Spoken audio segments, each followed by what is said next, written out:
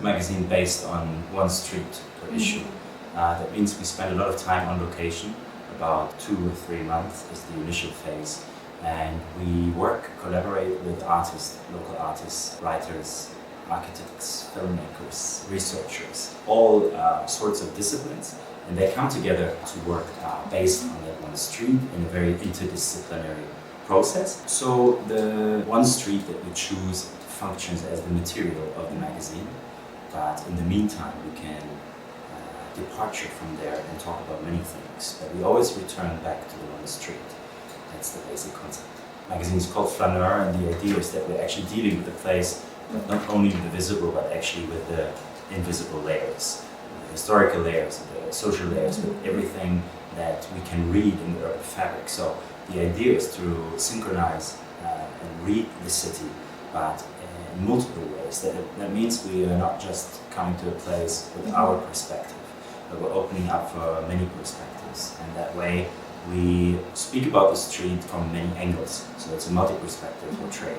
And we have done issues in different cities. We started in Berlin, in Leipzig, Montreal, Rome, Athens, Sao Paulo, and the next issue is going to be in Taipei. We started 5 years ago, and the basic idea to do a magazine about one street came from our publisher, Mikala. She got interested in the neighborhood of her childhood that she kind of returned to in some ways. And we met through a very random process. We got together the team that is consisting of the 2 designers from Studio Kiko, which have a background in art direction design, also filmmaking. And then Grashina, the other editor that's with me, she has a background in journalism.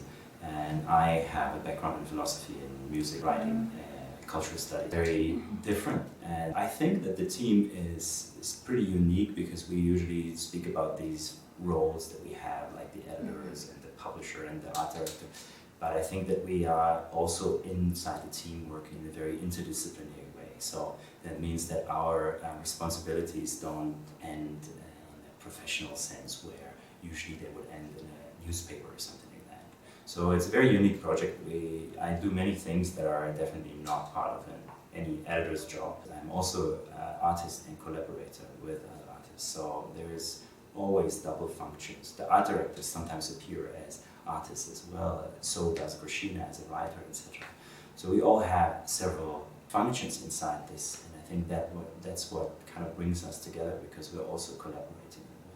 The only really personal connection to Taiwan came from our first issue, because on the first street that we choose in Berlin, there is a Taiwanese restaurant, which is very famous in Berlin because it's a very good restaurant. It's a very small restaurant, but it's very good. And this is a Taiwanese family from Taipei. Part of them, they live in Taipei, another part lives in Berlin. In this little restaurant, they had a picture of the 101 and the aerial view of Taipei. And I suppose that was probably one of the first, because I started researching for the first issue about Taipei based on that image. Because that image was the Tower of Taipei and next to it.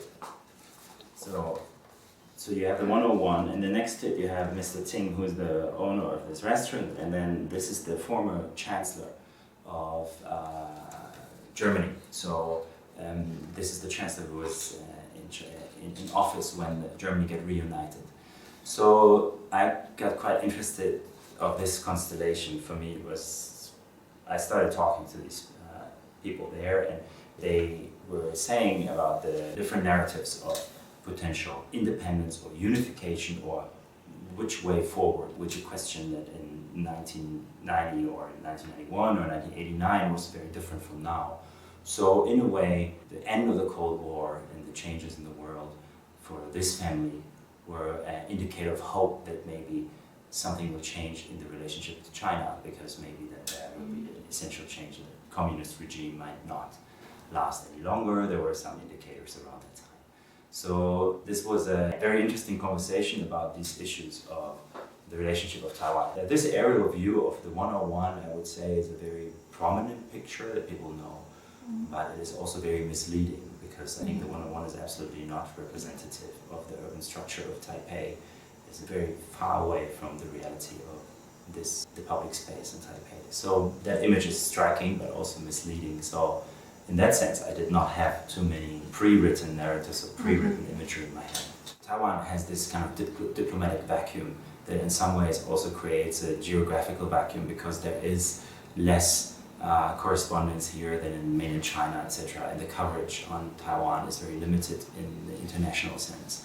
So I think that the imagery of Taipei and the knowledge about Taiwan is very limited in the sense of that I personally got interested by that lack of imagery, because we are quite familiar with correspondence reporting from Japan, from mainland China, even certain Southeast Asian states. Taiwan, because of the diplomatic situation, gets less attention. Of course, created a situation where before coming here, I did not have many images in my head or many expectations in that sense, but it was quite open process. This issue is a little bit special, as you mentioned. I'm starting on my own here with the residency.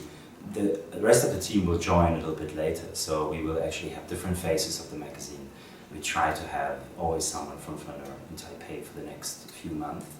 But right now my routine looks like basically walking a lot, confronting myself with the city of Taipei, listening, learning, meeting people, many people. It's a very, very intense process, very intense schedule, almost no breaks, so it's a very continuous flow of events and just going with the flow, following the encounters. You meet one person and you meet the next and the next and the next. This is like a domino effect that you have to trust, and that's what's happening right now. And then of course after a while you start researching and reading and going deeper into the material and starting to think of first kind of conceptual ideas for the magazine and starting the collaborations with the local artists. This is my daily routine at the moment.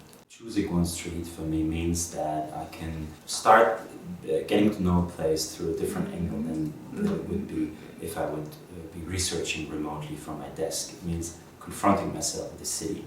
And I'm usually choosing the street through walking, so that means that there is a process involved where you're getting kind of lost in a place, where you also, that means you're going to the dark sides, the dark places. Because it's not about showing the most beautiful street or the most interesting street in the sense of the touristic angle or in the sense of a travel guide. It's about finding the places that you feel not comfortable in, asking yourself the question why that is. Kind of leads to questions which are much deeper than the local context. That means you're speaking about always going back to basic human conditions and basic human struggles and basic human questions. And that way, working in this local way becomes really a way of connecting different places. And that's maybe an underlying concept of empathy that I'm personally interested in. Well, I can definitely say that I have narrowed it down to a specific neighborhood that I'm interested in without saying which street. I can already say that I'm quite interested in Wanhua, and the street interested me because I was following the river from many places and I'm kind of was ending up in Wanhua again and again. So the research is based on personal encounters, listening to many different people from different fields, locals, community, researchers, artists, people of all segments of society. I think there is a sense of being interested in researching without a hierarchy. For me, it's as important to speak to the curator of a big museum as it is to speak with someone running a small shop on the street. They have the same relevance to this kind of research. So I think the research is usually driven by personal encounters, but in a very broad sense. So it's not just artists or just people that are in the cultural field. There's many people getting involved. And I guess at this stage of the research is also just trusting them to kind of point you at the next kind of. It's a bit of a detective's work, I would say, because you're following the hints, you're following the small kind of indicators that can lead you to the next point of the street, to the next story, to the next person. The technique of walking, as I explained a little bit before, is very much connected with getting lost and connected with the idea of using the city and the city map in a way that it's not according with its power structure that is implemented in the city. Taipei has many colonial layers, and there is many different powers that were trying to implement their idea of of a modern city, their idea of a modern society, etc., into that city plan that reaches from the urban planning to the naming of the streets to the actual rules of public life. So this technique of using the city in a more intuitive way is aiming at trying to break that pattern, to not obey the city map, but to go in different ways that can go sometimes with it, but often also against it. So you stumble upon many fragments, and it's also just the initial moment. Afterwards, you start collaborating, you start involving more people, local people. So it's not just about my personal experience walking, but about everyone that gets involved in the project.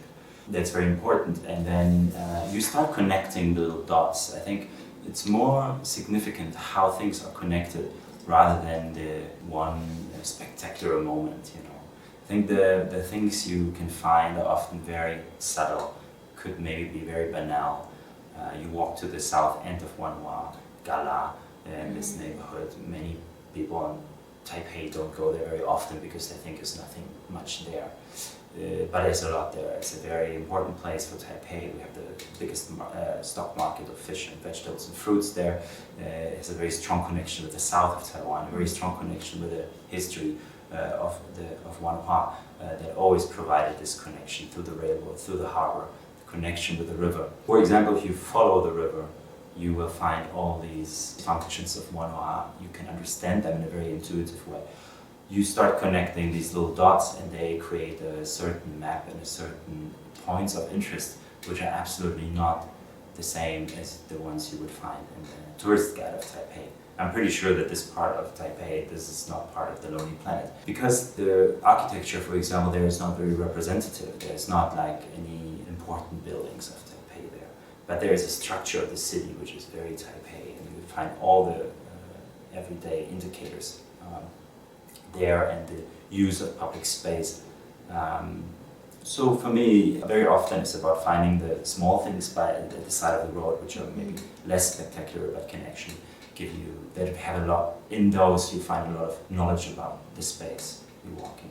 Well, this is the job of our art directors, so Yukiko. We're working very closely together, so they get involved very early in the process. They get also to collaborate with the different local contributors.